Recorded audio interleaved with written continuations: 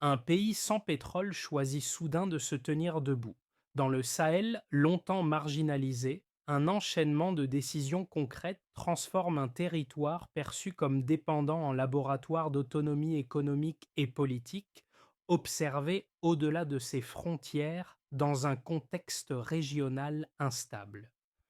Pourquoi cette dynamique portée par Ibrahim Traoré interpelle-t-elle directement citoyens, États voisins et observateurs internationaux sur la valeur réelle de la souveraineté aujourd'hui? Parce qu'elle suggère qu'un pays sans avantages évidents peut reconstruire dignité, capacité d'action collective et horizon politique par des choix assumés et durablement ancrés dans le réel. Ce récit propose de comprendre comment une trajectoire nationale apparemment improbable s'est construite à partir de contraintes sévères, sans ressources naturelles majeures ni accès maritime. Il ne s'agit pas d'un éloge, mais d'un examen structuré des choix, de leurs mécanismes et de leurs effets mesurables sur l'économie, la société et la perception internationale du Burkina Faso. L'enjeu pour le lecteur est clair: identifier ce qui, dans cette expérience, relève de décisions transférables, et ce qui demeure strictement lié au contexte sahélien et à ses tensions. À travers une lecture chronologique et factuelle, l'analyse mettra en lumière les leviers activés, les résistances rencontrées et les compromis assumés, sans extrapolation ni promesses irréalistes. Ce cadre permet aussi de poser une question centrale. Où se situe la frontière entre autonomie stratégique et isolement risqué dans un environnement régional fragile? Comprendre cette frontière éclaire non seulement le cas burkinabé, mais aussi les débats plus larges sur la souveraineté, la dépendance et la capacité d'action des États à ressources limitées, à l'heure où les modèles de développement sont de plus en plus contestés. En quelques années seulement, plus de 150 000 tonnes de tomates sont désormais transformées localement chaque année. Ce chiffre, associé à la création de plus de 500 emplois directs, marque une rupture nette avec une économie agricole longtemps cantonnée à l'exportation brute et à la dépendance extérieure. Cette inflexion ne surgit pas dans un vide historique. Le Burkina Faso entre dans cette phase avec des handicaps structurels lourds: pays enclavés, ressources minières limitées, infrastructures fragiles, exposition chronique aux chocs climatiques et sécuritaires du Sahel. Pendant des décennies, ces contraintes ont nourri une représentation persistante, celle d'un État condamné à attendre l'aide, à gérer la pénurie plutôt qu'à planifier la transformation. L'arrivée d'Ibrahim Traoré au pouvoir s'inscrit dans ce moment de tension maximale.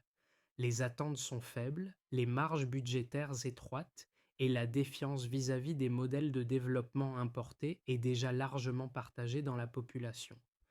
Pourtant, au lieu de chercher un retournement spectaculaire, la stratégie initiale privilégie des projets ciblés, visibles et rapidement appropriables par les acteurs locaux. L'usine de transformation de tomates devient ainsi un point d'ancrage symbolique et économique. Elle ne représente pas seulement un investissement industriel modeste, elle inverse une logique ancienne où la valeur ajoutée était systématiquement captée ailleurs. Ce choix révèle une hypothèse centrale: la souveraineté commence par la maîtrise des chaînes courtes, là où l'impact social est immédiatement perceptible. Dans ce contexte, Ibrahim Traoré apparaît moins comme un idéologue que comme un catalyseur d'un sentiment déjà présent. Il s'appuie sur une population disposée à accepter l'effort et le risque à condition que les bénéfices soient tangibles. Cette combinaison entre contraintes structurelles, attentes collectives et décisions ciblées explique pourquoi une initiative sectorielle a pu devenir le signal d'un changement plus large. Dans cette phase initiale, le changement ne se lit pas d'abord dans les discours officiels, mais à travers des trajectoires concrètes. Le personnage guide n'est pas une figure héroïsée, mais un agriculteur, un technicien, un responsable local confronté à une contrainte précise et à une solution nouvelle. Ce déplacement du regard permet de mesurer l'effet réel des décisions prises au sommet sur le terrain. Prenons le cas d'un producteur de tomates dans la périphérie de Bobo Dioulasso. Avant la mise en service de l'unité de transformation, sa production dépendait d'intermédiaires volatiles et de prix imposés. Les pertes post-récolte étaient des fréquentes, parfois totales. L'apparition d'un débouché industriel local stabilise les volumes, sécurise les revenus et modifie les choix agricoles dès la saison suivante. Ce n'est pas une prospérité immédiate, mais une prévisibilité nouvelle. Un second exemple se situe du côté des petites entreprises de transport. L'amélioration progressive des axes routiers réduit les temps de trajet et les coûts d'usure des véhicules. Pour ces acteurs souvent invisibles, la route devient un facteur de compétitivité plutôt qu'un obstacle permanent. L'effet est cumulatif. Moins de ruptures, plus de rotation, une activité moins exposée aux aléas. Dans ces micro-transformations se dessine une logique plus large. Ibrahim Traoré n'apparaît pas ici comme un gestionnaire de symboles, mais comme l'initiateur d'un cadre où les décisions centrales produisent des effets lisibles à l'échelle locale. Cette lisibilité est déterminante pour l'adhésion sociale, surtout dans un contexte de fatigue vis-à-vis des promesses abstraites. Le véritable enjeu se résume ainsi. Quand l'impact devient visible, la confiance collective recommence à circuler. Au départ, l'activation est presque silencieuse. Une décision budgétaire ciblée, un chantier lancé sans mise en scène excessive, une priorité donnée à un secteur précis plutôt qu'à une réforme générale abstraite. Le choix d'investir dans la transformation locale des produits agricoles marque ce premier déclencheur. Il ne s'agit pas d'annoncer une rupture idéologique, mais d'introduire un changement opérationnel immédiat dans une chaîne économique existante. Très vite, la dynamique s'accélère. Une fois l'unité de transformation de tomates opérationnelle, les effets dépassent le cadre agricole. Les agriculteurs ajustent leur volume, les coopératives se structurent, les flux logistiques se réorganisent. Ce qui était une initiative isolée devient un point de référence. D'autres secteurs commencent à se projeter dans des schémas similaires et cherchant à capter localement une valeur auparavant perdue.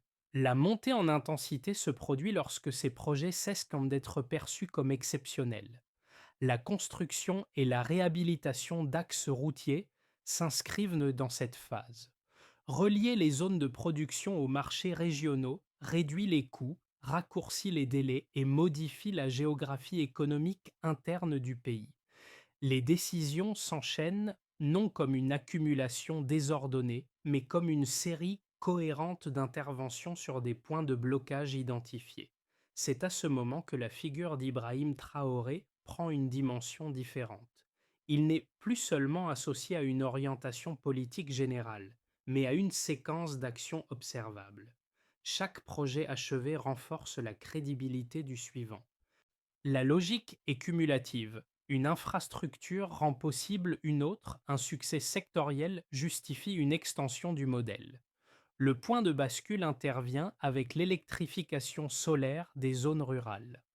Le projet Yellen ne répond pas uniquement à un déficit énergétique, il agit comme un multiplicateur.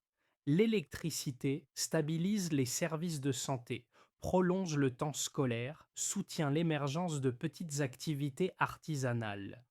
Là encore, l'effet n'est pas spectaculaire à court terme, mais il est diffus et durable. Les villages connectés changent de rythme, de priorité et de perspective. Les répercussions apparaissent alors à plusieurs niveaux. Sur le plan économique, la dépendance à certains flux extérieurs diminue. Sur le plan social, la perception de l'avenir se transforme. Sur le plan politique, la relation entre l'État et les citoyens évolue car les politiques publiques cessent d'être perçues comme lointaines ou symboliques. Cette phase consolide l'idée que l'action collective peut produire des résultats tangibles. Cependant, cette trajectoire n'est pas linéaire. Les contraintes sécuritaires, les tensions régionales et les limites financières persistent. La différence tient dans la manière dont elles sont intégrées au processus décisionnel. Plutôt que de suspendre l'action en attendant des conditions idéales, les projets sont ajustés, hiérarchisés et parfois ralentis sans être abandonnés. Ainsi, la séquence activation, montée, répercussion dessine un modèle pragmatique. Elle montre comment une série de choix coordonnés peut transformer des contraintes structurelles en leviers partiels de recomposition économique et sociale, sans promesse de miracle, mais avec une continuité assumée. Avant ces initiatives, l'économie locale exportait surtout des produits de brut. Aujourd'hui, une part croissante de la valeur est captée sur place. Cette bascule, mesurable, permet de distinguer l'intention politique de ses effets concrets, sans extrapolation au-delà des données disponibles. Un premier repère se lit dans un chiffre simple: plus de 150 000 tonnes de tomates transformées chaque année. La transformation locale remplace l'exportation brute et retient la valeur ajoutée nationale. Avant l'installation de l'usine, la quasi-totalité de la production quittait le territoire sans traitement industriel. Les pertes post-récolte étaient élevées et les revenus agricoles instables. Après la mise en service, la filière se structure autour de contrats réguliers, d'une planification des volumes et d'une meilleure visibilité pour les producteurs. Ce chiffre ne signale pas seulement une capacité industrielle, il traduit un changement de logique économique, où la production cesse d'être subordonnée aux acheteurs extérieurs. Un deuxième repère concerne l'emploi. Plus de 500 postes directs ont été créés autour de cette unité. Les emplois industriels stabilisent revenus, compétences et transmission locale du savoir-faire. Avant, l'activité agricole générait surtout des emplois saisonniers et précaires. L'apparition de postes industriels, techniques et logistiques introduit une continuité salariale rare dans certaines zones rurales. L'effet dépasse les salariés directs, transporteurs, fournisseurs et services annexes bénéficient d'une demande plus prévisible. Cette densification progressive du tissu économique réduit la vulnérabilité aux chocs ponctuels sans pour autant éliminer les risques structurels. Un troisième repère, plus logistique, indique une réduction d'environ 40% des coûts de transport sur l'axe reliant Bobo-Dioulasso à la Côte d'Ivoire. La baisse des coûts améliore compétitivité, accès au marché et marge locale. Avant la modernisation des infrastructures routières, les délais et les frais logistiques limitaient fortement l'accès aux marchés régionaux. Après, les flux s'intensifient, les rotations augmentent et les produits burkinabés deviennent plus compétitifs. Cette donnée éclaire un point souvent négligé. Sans infrastructure, la production locale reste théorique. Avec elle, elle devient échangeable et monétisable. Ces trois mesures ne couvrent pas l'ensemble des transformations engagées, mais elles suffisent à illustrer un schéma cohérent. Elles relient production, emploi et circulation, soit les trois maillons essentiels d'une économie fonctionnelle. Dans ce cadre, Ibrahim Traoré apparaît comme l'architecte d'une séquence où les chiffres servent de repères, non d'arguments décoratifs. Il est important de noter ce que ces données ne disent pas. Elles ne garantissent ni une croissance continue, ni une immunité face aux crises sécuritaires ou climatiques. Elles indiquent toutefois que dans un environnement contraint, des choix ciblés peuvent produire des écarts mesurables entre un état initial et un état modifié. La lecture quantitative permet ainsi de dépasser le registre du symbole. Elle montre que certaines décisions, lorsqu'elles sont concentrées sur des goulets d'étranglement identifiés, génèrent des effets cumulatifs. Ces effets restent partiels, parfois fragiles, mais ils sont observables et reproductibles à condition de maintenir la cohérence d'ensemble. C'est précisément sur cette base mesurable que s'ouvre le débat suivant. Ces résultats suffisent-ils à répondre aux critiques structurelles du modèle adopté? Deux critiques majeures structurent les objections adressées à cette trajectoire.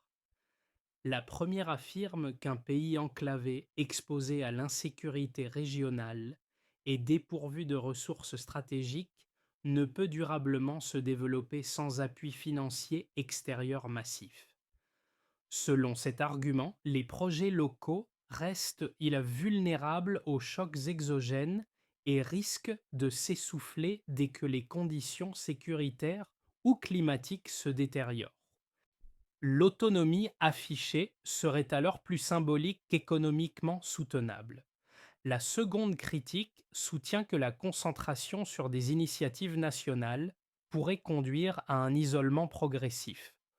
En privilégiant des chaînes de valeur internes, l'État réduirait son attractivité pour les investisseurs internationaux et limiterait l'accès aux technologies, aux capitaux et aux marchés globaux.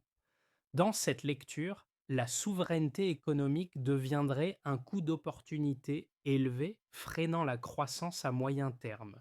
Ces deux arguments reposent sur des risques réels. Cependant, les données observables nuancent leur portée. Les projets menés sous l'impulsion d'Ibrahim Traoré ne se traduisent guère pas par un retrait du commerce régional, mais par une modification de ses termes. La baisse d'environ 40% des coûts de transport et l'amélioration des infrastructures montrent que l'ouverture reste un objectif, mais sur une base plus équilibrée. L'intégration régionale est recherchée sans abandon du contrôle sur les premières étapes de la valeur. Concernant la dépendance financière, les chiffres liés à la transformation agricole et à l'emploi indiquent une réduction progressive de certaines vulnérabilités internes. La création d'emplois stables et la sécurisation des revenus agricoles amortissent partiellement les chocs extérieurs. Il ne s'agit pas d'autosuffisance totale, mais d'un déplacement du seuil de fragilité.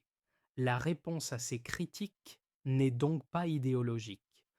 Elle repose sur une logique graduelle, renforcer d'abord les capacités internes pour négocier ensuite des partenariats dans de meilleures conditions. Cette approche ne supprime pas les risques, mais elle les reconfigure. La question devient alors moins binaire.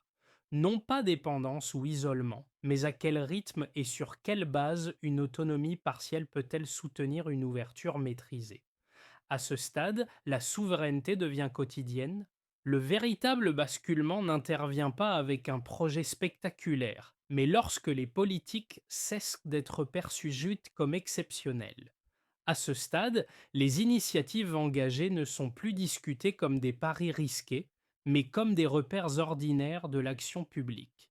Cette normalisation change profondément la dynamique interne du pays.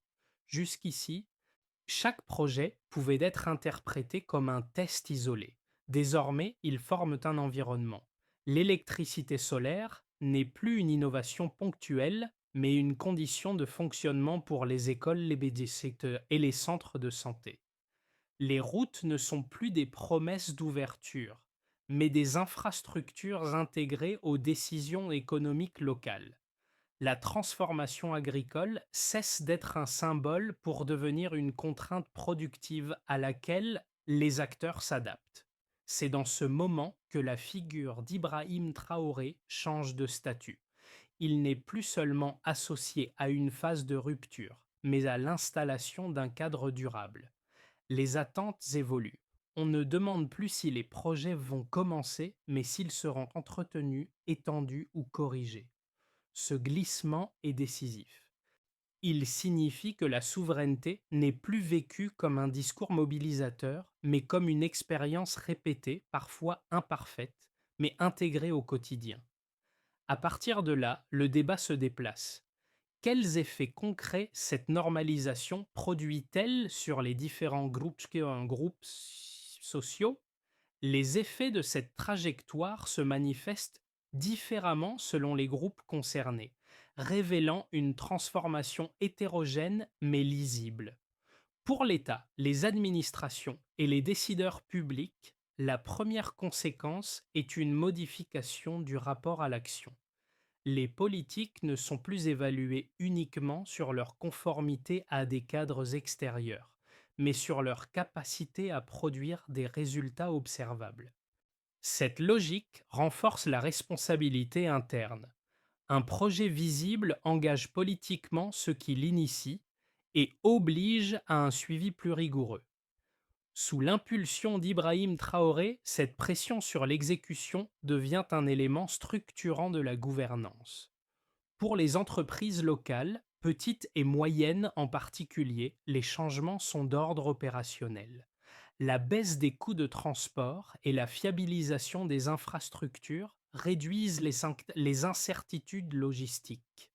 Les entrepreneurs peuvent planifier à moyen terme, investir dans du matériel ou élargir leur réseau de fournisseurs. La transformation locale des produits agricoles crée aussi de nouveaux débouchés pour les services annexes, du conditionnement à la maintenance industrielle. Ces opportunités restent modestes, mais elles déplacent le centre de gravité économique vers des activités auparavant marginalisées. Du côté des populations rurales et des travailleurs, l'impact se lie dans la stabilité plus que dans l'enrichissement rapide. Les contrats agricoles réguliers, l'accès à l'électricité solaire et la proximité accrue des services de santé modifient les arbitrages quotidiens. Le temps n'est plus uniquement consacré à la gestion de l'urgence. Cette stabilité relative permet des choix nouveaux: scolarisation prolongée, diversification des activités, investissement dans des outils simples. Pour ces groupes, la souveraineté n'est pas un concept abstrait, mais la possibilité de réduire la dépendance à des facteurs incontrôlables. À l'échelle régionale, enfin, les voisins et partenaires observent un repositionnement progressif du Burkina Faso. Les infrastructures routières et la circulation accrue des marchandises modifient d'où les flux commerciaux. Le pays ne se présente plus seulement comme un marché périphérique, mais comme un acteur capable de proposer des échanges plus équilibrés. Cette évolution suscite à la fois de l'intérêt et des interrogations. Certains y voient une opportunité de coopération renforcée, d'autres un précédent susceptible de remettre en cause des rapports établis. Ces conséquences ne sont ni uniformes ni définitives. Elles restent exposées aux aléas sécuritaires, climatiques et financiers. Toutefois, leur coexistence dessine un tableau cohérent. Chaque groupe perçoit un changement spécifique, inscrit dans son propre horizon. Ibrahim Traoré apparaît ici comme le point de convergence d'attentes diverses, parfois contradictoires, mais reliées par une même exigence de résultats tangibles. La question qui s'impose alors est moins celle de l'intention que de la trajectoire. Ces effets différenciés peuvent-ils se renforcer mutuellement ou risquent-ils au contraire de créer de nouvelles tensions internes? Trois scénarios permettent d'envisager la suite sans prétendre figer l'avenir. Le premier, un scénario de continuité, repose sur la consolidation des acquis actuels. Les projets engagés se poursuivent sans accélération majeure, mais sans rupture non plus. Les infrastructures existantes sont entretenues. Les filières agricoles stabilisent leur volume et l'électrification solaire progresse par extension ciblée. Dans cette configuration, le principal enjeu est la gestion. Sous la conduite d'Ibrahim Traoré, l'État maintient le cap, ajuste les priorités et absorbe les contraintes sécuritaires sans modifier l'architecture générale des politiques publiques. La croissance reste modérée, mais la crédibilité interne se renforce, car les promesses continue d'être suivi d'effets visibles. Le scénario optimiste suppose un alignement favorable de plusieurs facteurs. Les conditions sécuritaires s'améliorent localement, permettant une exécution plus rapide des projets. Les infrastructures routières stimulent davantage les échanges régionaux et certaines initiatives attirent des partenariats extérieurs mieux négociés. Dans ce cas, la transformation locale devient un levier d'entraînement pour d'autres secteurs, notamment l'énergie et les services. La dynamique enclenchée gagne en amplitude et le Burkina Faso commence à être perçu comme un pôle d'expérimentation crédible pour des modèles de développement endogènes. Ce scénario ne repose pas sur une rupture idéologique, mais sur une montée en puissance progressive, soutenue par la confiance accumulée. Le scénario pessimiste met en lumière les fragilités persistantes, une dégradation sécuritaire ou des tensions géopolitiques régionales ralentissent les chantiers, perturbent les flux commerciaux et pèsent sur les finances publiques. Les projets existants continuent de fonctionner, mais sans extension significative. Dans ce contexte, l'État est contraint d'arbitrer plus sévèrement en concentrant ses ressources sur la préservation de l'essentiel. Ibrahim Traoré conserve un soutien social relatif, mais l'horizon de transformation s'allonge et la pression sur les résultats s'intensifie. Ces trois scénarios ne sont pas exclusifs. Des éléments de chacun peuvent coexister selon les régions et les secteurs. La clé analytique réside moins dans la prédiction que dans la posture adoptée face à l'incertitude.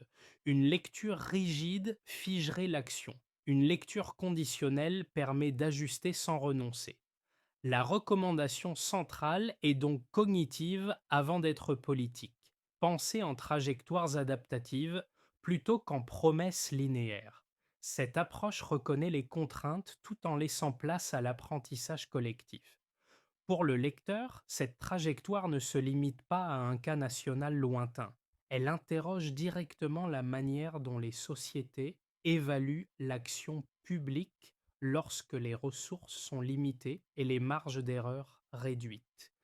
Trois profils de réception émergent, chacun avec ses propres attentes et ses propres enseignements. Pour les citoyens intéressés par les questions de gouvernance, l'expérience burkinabé met en évidence un déplacement du critère de crédibilité.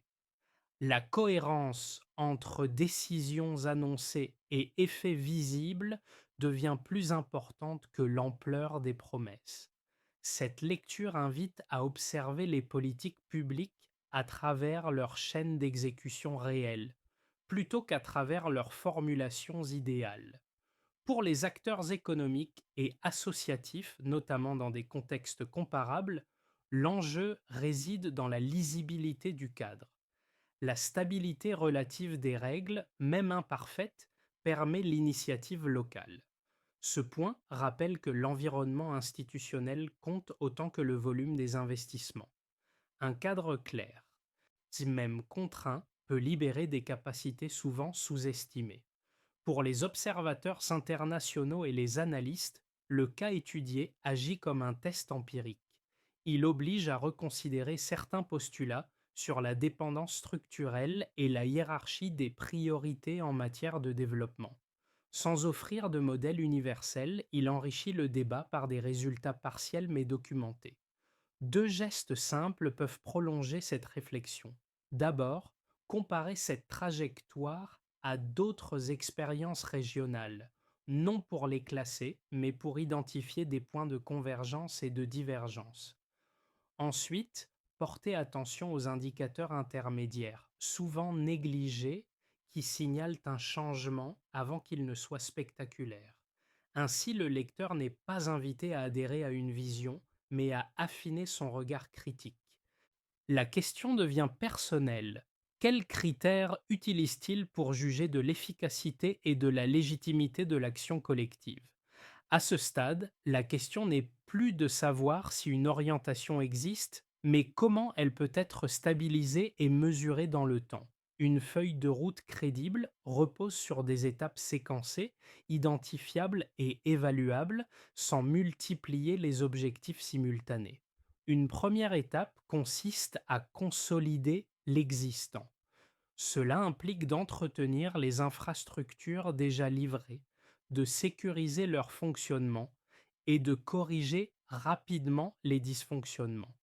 L'objectif n'est pas l'expansion immédiate, mais la fiabilité. Les administrations sectorielles sont responsables de cette phase avec des indicateurs simples: continuité de service, coût de maintenance, taux d'utilisation. Une deuxième étape vise à renforcer les capacités locales. La formation technique, la transmission de compétences et l'appui aux coopératives deviennent prioritaires. Cette étape est portée conjointement par l'État, les collectivités et les acteurs économiques. Elle se mesure par la montée en qualification, la réduction des interruptions d'activité et la stabilisation des revenus. Une troisième étape consiste à hiérarchiser les extensions. Tous les projets ne peuvent pas croître simultanément. Il s'agit de sélectionner ceux dont l'impact est le plus transversal, notamment dans l'énergie et la logistique. Les décisions sont évaluées selon un critère central: leur capacité à débloquer d'autres initiatives. Une quatrième étape consiste à instituer un suivi public. La transparence sur l'avancement et les limites renforce la crédibilité. Des bilans réguliers, même incomplets, permettent d'ajuster sans rupture. Sous la responsabilité politique d'Ibrahim Traoré, cette étape engage directement la relation entre l'État et les citoyens. Enfin, la mesure du succès repose sur des indicateurs modestes mais continus: services maintenus, emploi stabilisé, délai réduit. Cette feuille de route ne promet pas une transformation instantanée, mais une progression vérifiable. La question décisive demeure alors: cette discipline d'exécution peut-elle être tenue dans la durée face aux pressions internes et externes? Au terme de ce parcours, le regard revient naturellement vers les figures discrètes du début. L'agriculteur qui planifie désormais sa saison, le technicien qui entretient une installation solaire, que le transporteur qui anticipe ses trajets, ces trajectoires modestes composent la trame réelle du changement. Elles ne racontent pas une victoire spectaculaire, mais une accumulation de gestes rendus possibles par un cadre plus lisible. C'est ici que le rôle d'Ibrahim Traoré prend une tonalité différente. Il n'apparaît plus seulement comme l'initiateur de projets ou le porteur d'un discours de souveraineté, mais comme celui qui a rendu ces gestes ordinaires à nouveau envisageables. La politique cesse d'être une abstraction lointaine pour se traduire en décisions qui modifient des choix concrets, parfois fragiles mais répétés. Le rappel essentiel n'est donc pas celui d'une promesse accomplie, mais d'un mouvement enclenché. Chaque route entretenue, chaque service maintenu et chaque filière stabilisée devient une réponse silencieuse au scepticisme initial. Rien n'est irréversible, et tout peut encore être remis en cause par les crises à venir. Mais une chose demeure: lorsque les individus recommencent à se projeter dans le lendemain, la transformation dépasse les chiffres. La dignité se reconstruit par la continuité. Ce parcours ne se clôt pas par une conclusion définitive, mais par une invitation à la réflexion collective. Le cas du Burkina Faso ne demande ni adhésion automatique ni rejet instinctif. Il propose un terrain d'observation concret pour interroger les conditions dans lesquelles une société choisit de reprendre prise sur ses priorités essentielles. À travers cette trajectoire, la souveraineté cesse d'être un slogan pour devenir un ensemble de décisions vérifiables, exposé à la critique comme à l'apprentissage. Pour le lecteur, l'enjeu n'est pas de transposer mécaniquement cette expérience, mais d'en extraire des questions utiles. Quels indicateurs méritent d'être suivis au-delà des annonces? Comment distinguer un changement structurel d'une séquence conjoncturelle? À quel moment la patience collective devient-elle un facteur politique décisif? La discussion reste ouverte car les trajectoires nationales ne se figent jamais. Les choix opérés aujourd'hui produisent des effets différés, parfois inattendus. Observer, comparer et débattre de ces évolutions contribue à enrichir le regard sur les modèles de développement contemporains. La véritable invitation est donc simple: poursuivre l'échange, confronter les analyses et maintenir une attention critique sur ce qui se construit dans la durée, de loin des certitudes immédiates.